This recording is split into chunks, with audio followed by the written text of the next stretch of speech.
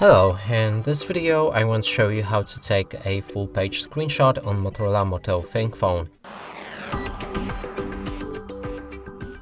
And to do this you will need to open a settings or any app that allows you to scroll down. You can also check any web pages for that. Now press on the power key, which is right here, and volume down key at the same time. So like that. Then you should see the screenshot in the left bottom corner. Click on let's try it again. Click on this icon right here. It should start recording the full page screenshot. You can stop in anytime, but when it reaches bottom, it should save automatically. And now you can click on it to edit your screenshot.